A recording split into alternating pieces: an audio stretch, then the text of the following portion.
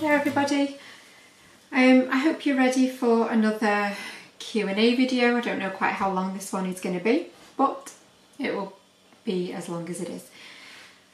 Every time I do one of these, I always think I need to get myself a nice sofa in here or something, because it is not comfortable sitting on these chairs for very long. I know loads of people seem to have really nice areas of their house set up that they do all of these on-camera things, but I just don't have anything like that. So we're here, it's uncomfortable, but we're going to do it anyway.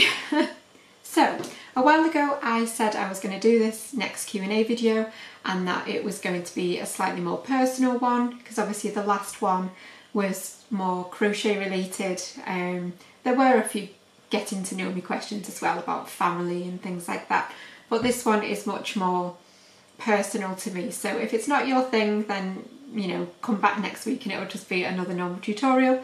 But if you're like me and you like to know things about other people that make them more like a normal person maybe, then stick around.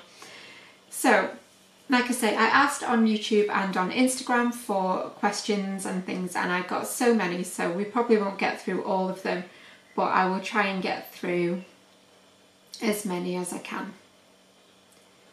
So I'm just going to bring it up on my phone because I'm clearly not organised at all and I didn't have it ready.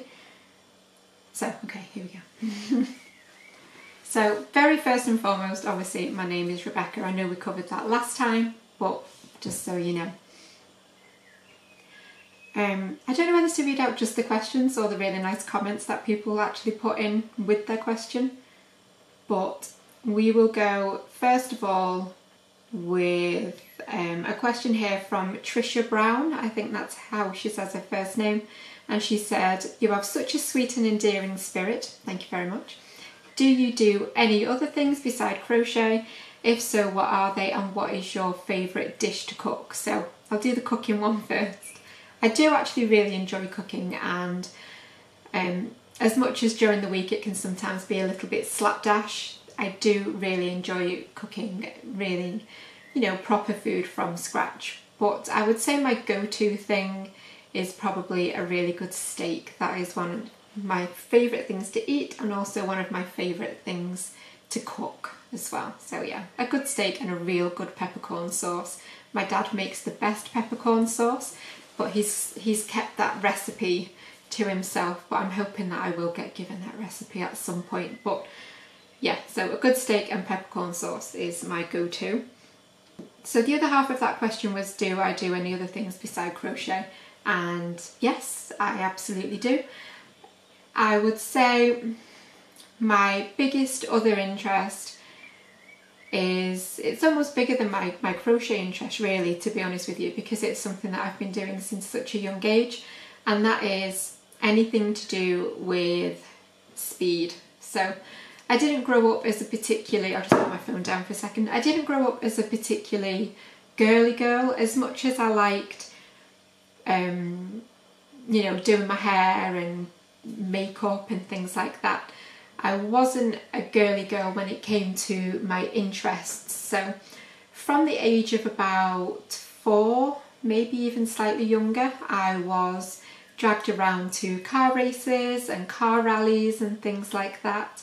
So yeah, so I've been going to car races and things for as long as I can remember. So my dad would take us travelling around the UK watching the World Rally Championships, and we would also go down to watch the drag racing at Santa Pod, but we'd also go further afield as well, and we'd go to Spain and things and watch the WRC there, and we would also go to Le Mans, which is the 24-hour racing as well. So that was something I've always enjoyed, always been really keen on, and we're definitely going to go back to Le Mans with the kids as well at some point, and that'll be really good fun. They probably won't enjoy it just yet, so maybe when they're a little bit older.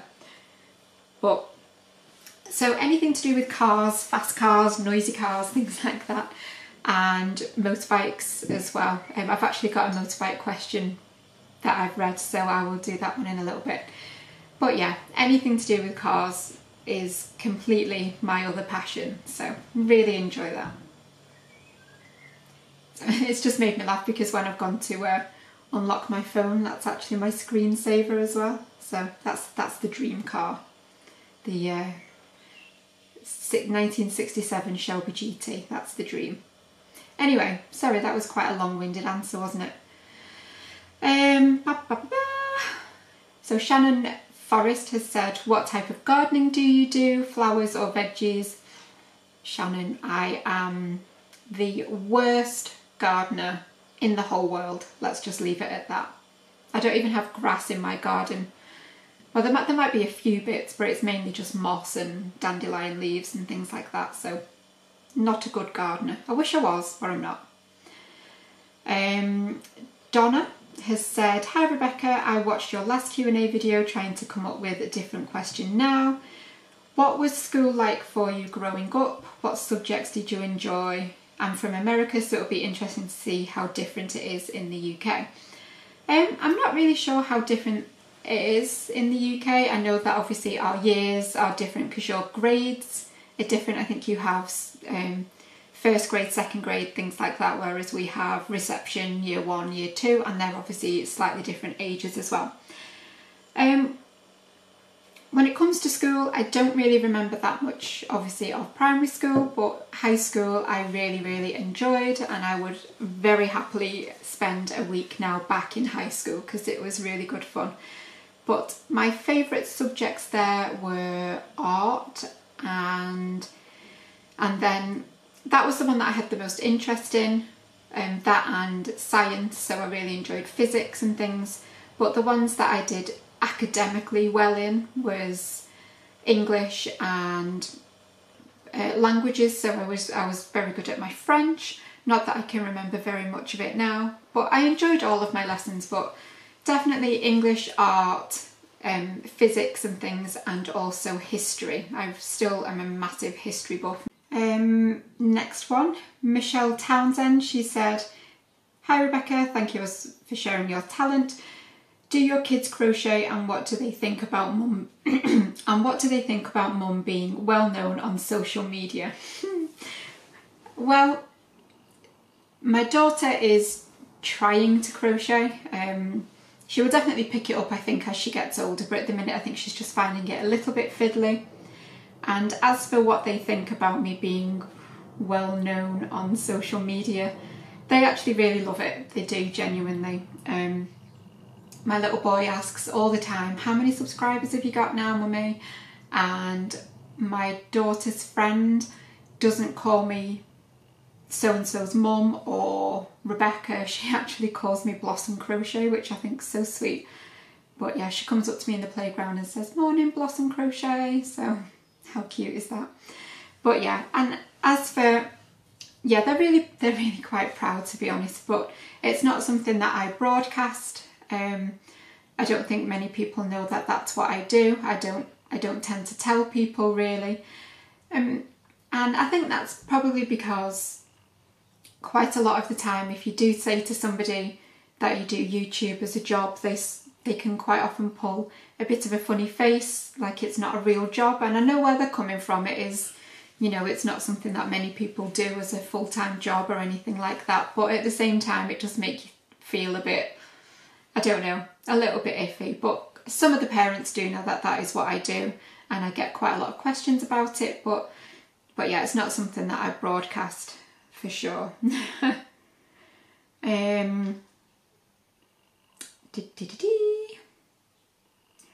So Suzanne Burke has asked, who do I follow on social media? So when it comes to who I subscribe to on YouTube, there's not actually that many. I follow Robin from Hooked by Robin, and I follow Esther from It's All in a Nutshell, but that's about it. And on Instagram, I follow loads of people on Instagram, from cat people to cars and motorbike people. I follow all kinds of people on Instagram. So another one here, Artisan, I don't know whether I'm saying that right, has said, what motorbike do you ride? technically it's my husband's motorbike, and it is a Kawasaki ER6N, so it is basically a naked ninja basically, and it's very noisy and very fast, and it's very, very nice. So yeah, as I said before, cars, motorbikes and things, you can actually see my my phone case is actually a Guy Martin phone case. So for anyone that doesn't know, Guy Martin is a motorbike racer and also a little bit gorgeous in my opinion. And my son actually went mad when he saw this phone, when he saw this. He got really upset about it, saying, "You love Guy Martin more than you love Daddy." And I was like, it's not true. But anyway, it did make me laugh. He was not happy about that at all. I think that's about it from the ones that I'm going to do from YouTube right now, because I've got quite a lot to go through on Instagram as well. Yeah, let's move on to some of the DM ones that I got through Instagram. So I've had quite a lot about obviously other things that I enjoy, so we've covered that one already. I did get quite a good one that said, what is the worst thing about YouTube? And to be fair, the thing that gets on my nerves the most isn't anything that is YouTube's fault or anything like that. It is just something that at least once, usually twice or 5 times every single day, I will get comments about US, UK terminology. And I know that if you've only been brought up on one of those, you might not necessarily know that there are different terminologies depending whether you're in the UK or not. But it does get quite frustrating because every single day I will get, I mean, some comments are actually really nice, saying, I'm really confused, you know, I thought that was a double crochet, but she's calling it a treble. And then sometimes you get comments that are just a bit more abrupt and get on my nerves a little bit, and they'll just, you know, I've had ones that say, what are you doing?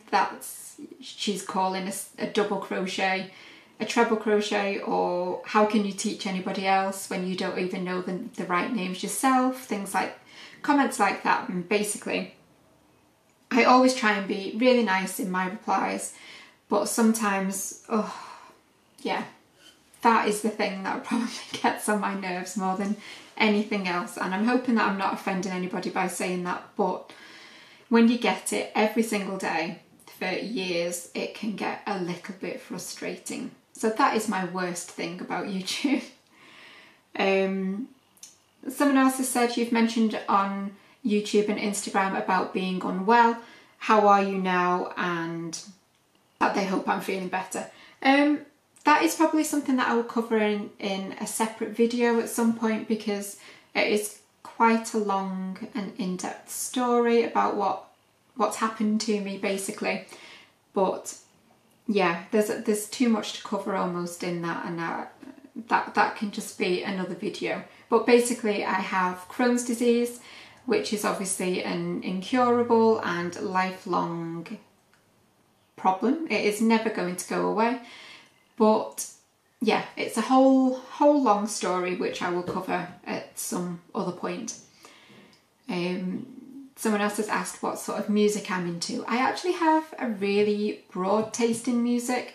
So when I look at my playlists and things on Amazon Music, I have from Status Quo to AC/DC, and then I have random things like a bit of ABBA and Foo Fighters. I love all kinds of music. The only sort of music that I don't like is probably real heavy metal music. I'm not a massive fan of that, or rap music, things like that. That doesn't really appeal to me, but most other things I really enjoy listening to. Okay, I'm just going to do one more now, and then we'll either cover the rest in another video or we'll just cut our losses. So someone has said, growing up in the northwest of England, what was the best and what is the worst thing about it? So yeah, so I'm born and raised in the northwest, and right in between Liverpool and Manchester. So I would say the best thing about growing up round here was, even though we're in small towns and things, it is very, very quick to get to really nice bits of countryside. So obviously going out with the kids and the dogs and everything, it's nice to have that right on our doorstep, because we're very close to North Wales as well, which is really beautiful. But growing up, it was kind of tricky growing up really, because we used to live in a little cul-de-sac and there were no girls in our road, and it used to be really frustrating.